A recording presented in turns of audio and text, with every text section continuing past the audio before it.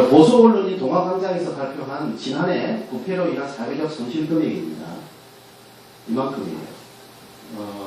청년에 관해서 좀 관심을 가지고 공부하는 사람으로서 저는 이 금액보다 훨씬 많다고 예측을 합니다.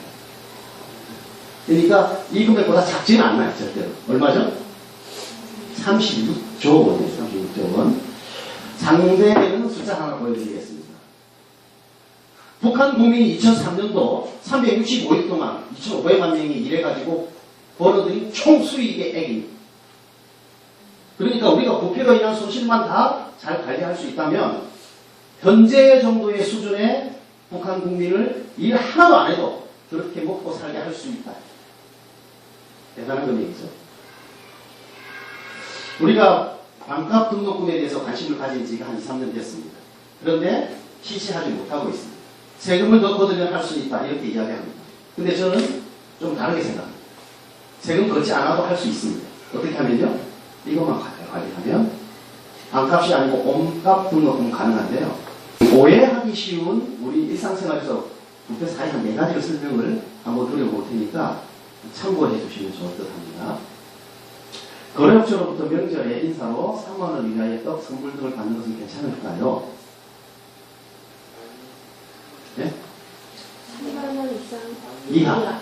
이하면 되잖아요. 괜찮죠? 안 돼? 어떻게? 기준이 안 보이잖아. 네, 맞습니다. 이 단어 때문에 안 되는 거예요. 직무 관련 단어보다는 안 돼요. 그럼 선생님의 직무 관련자는 누굴까요?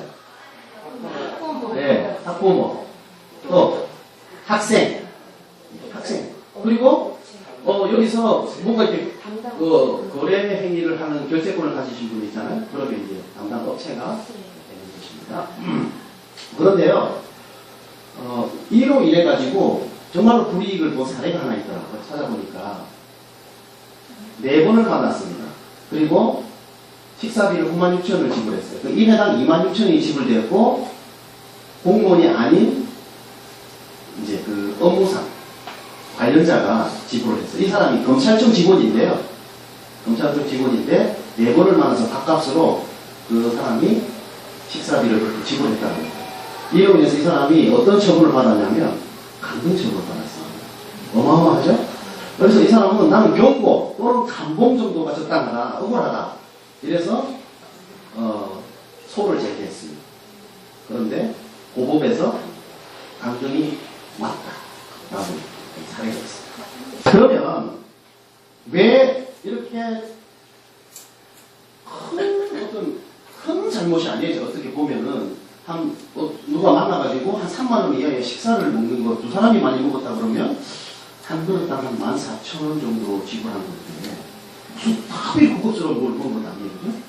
근데 이제 사소한 그것도 유혹이잖아요. 사소. 안 해도 된다는 걸 알면서도 빠질 수 있는데 왜 그럴까? 그리고 이유를 보니까 3가지가 있었어요. 이런 3가지가 있습니다.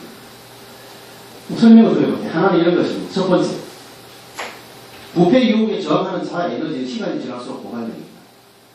제가 아까 설명드릴 때 처음에는 거부하다가 계속 반복이 되어지면 받아들이게 되는 거예요.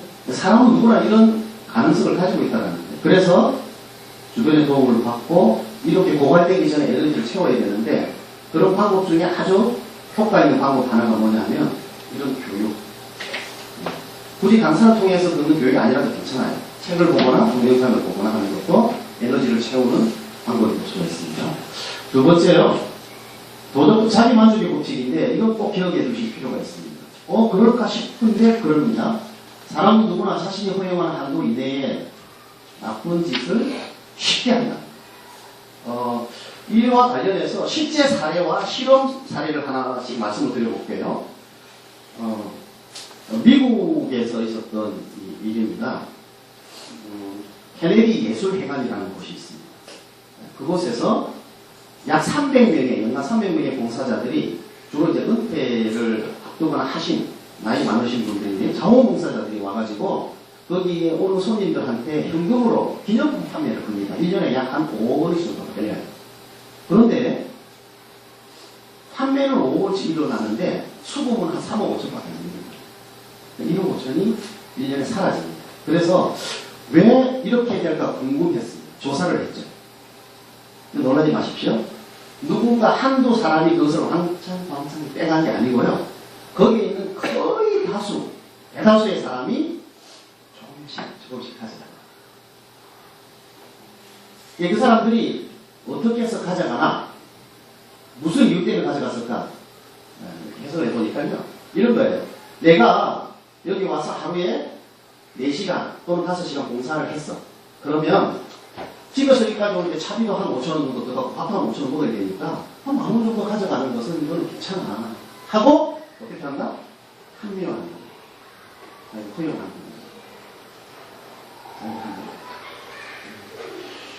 거예요. 근데 이게 얼마나 웃기냐면요. 이런 경우가 있을 수 있습니다. 실제 실험을 한번 했는데요. 타지에서 또 외국에서 온 사람들을 대상으로 이제 택시 운전을 하시는 분들에게 테스트를 했어요. 두 가지 구조예요. 저희처럼 시력이 이렇게 건강한 이상이 없는 사람 대상 일부, 그 다음에 시각장애인 대상 일부로 했습니다. 그런데요, 택시기사가 두 부류 다 조금씩 속여서 일부러 좀 애들러 가가지고 돈을 더 받았습니다. 근데 중요한 것은 시각장애인에게 받은 금액이 정상인보다 적게 받았다. 우리가 어느 생각할 때 좀 더 받을 것 같잖아요. 그냥 적게 받았다. 이게 뭐냐면 자기 나름대로의 허용하는 기준이 있는데 적어도 나는 무슨 기준을 갖고 있냐? 나는 눈먼 사람 등쳐먹는 그런 나쁜 수준의 노성을 가진 사람은 아니야. 그리 저질이 아니야 라고 생각하면서 그래도 조금은 한다. 그런데요, 놀라운 사실은요,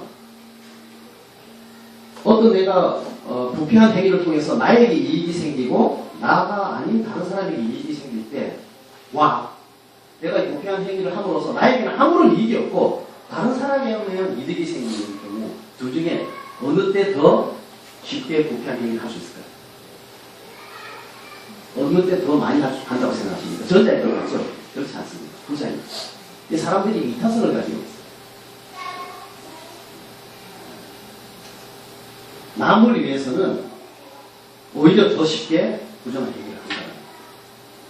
그러면 이제 제 이야기는 여기서 그만하고요. 선생님들끼리 이야기할 수 있는 시간을 드리려고 합니다. 제가 4가지 4구성 요소를 중심으로 해서 왜 사람들이 쉽게 부패에 빠지는가까지, 그리고 중간에 재미있는 몇 가지 영상이나 한 가지 영상과 함께 설명을 좀 드렸어요. 그리고 굉장히 효과를 말씀드렸습니다. 자, 이제 선생님들에게 그림을 하나씩 나눠드릴 거예요. 이런 식으로 그림을 나눠주면은 선생님이 생각하고 있는 청렴, 지금 한번 생각해 보실까요?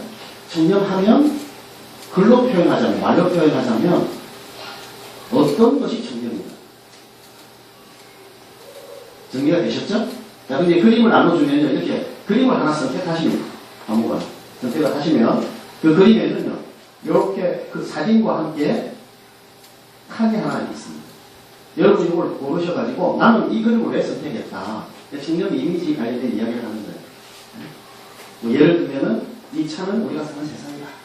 근데 우리는 이상향이 좀 밝은 하늘만큼 청렴을 향해 달려가. 뭐 나는 그렇게 우리가 살아가야 한다고 생각한다는 차원에서 이 그림을 선택해서 이렇게 이제 이야기를 서로 이야기를 좀 나누시고요.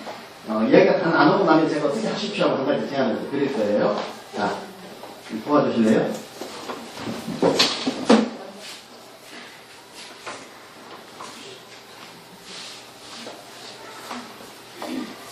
많은 것 중에 한 가지씩만 선택을 하시면 되겠습니다. 쭉 펼쳐놓고요. 예. 여기는 용어들은 많으니까 예측하시고 이렇게 내분하시고 이 시간이나 내분하시고 여기는 그냥 같이 와주시면 돼요. 이런 거 했어서 그림을 하나 선택하시고 선생님 가까이 와주셔서 서로 돌아가면서 이야기 나눌 수 있도록 도와주시죠. 또 제시를 안 하죠? 이거 누가 해주실까요? 선생님이요? 네. 부탁드리세요.